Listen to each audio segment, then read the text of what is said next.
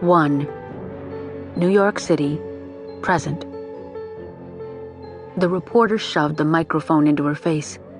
Do you think Dr. Hunter's testimony is going to get you off, Mrs. Carleton? No comment, Snapped Rod Samuels. Come on, Mrs. Carleton. Do you think the jury will believe the shrink? A snicker.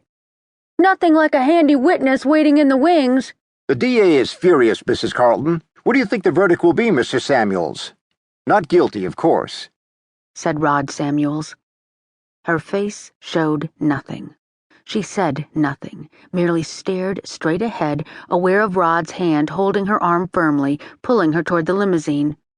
Timothy's silver Rolls-Royce. He'd been so proud of it. So proud. What do you think, Elizabeth?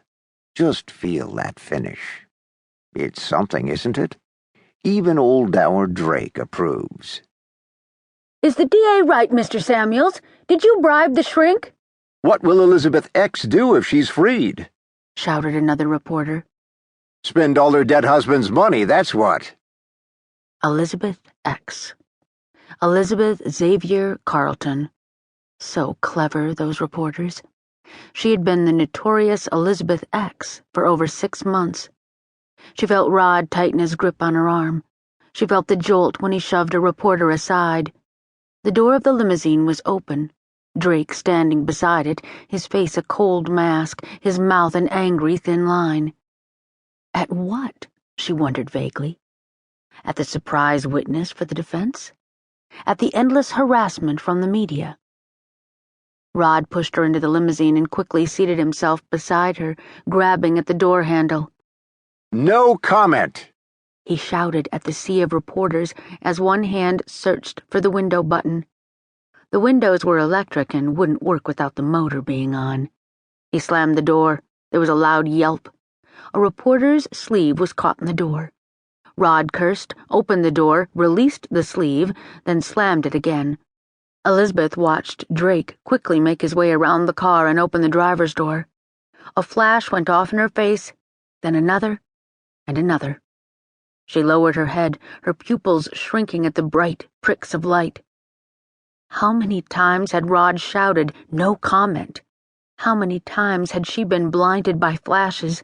Who cared any more about her? She wondered why Rod didn't have a comment this time. Because he believes you guilty of Timothy's murder. That's why. Are you all right, Elizabeth? She nodded, saying nothing, not turning her head to face him. It's almost over. And with a deep sigh, Rod leaned back against the rich gray leather seats. Keep your head down. There are TV cameras as well. It will be over soon, Elizabeth, he repeated. No matter what Moretti tries, he won't break Christian Hunter. Was it over? She still vividly saw Anthony Moretti's face distorted with disbelieving rage at the defense witness. The ambitious DA of New York City had headed this case since the beginning, a case he had no intention of losing.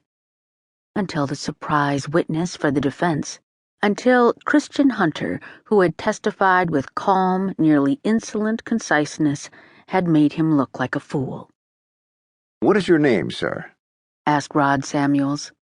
Christian Hunter. What is your occupation, sir? I am a doctor.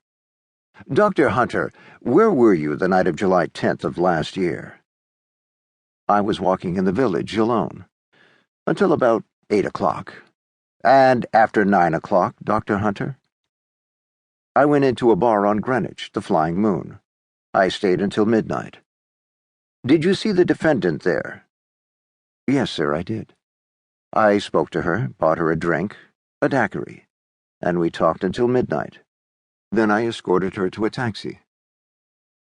Have you ever seen the defendant again, Dr. Hunter, or spoken to her?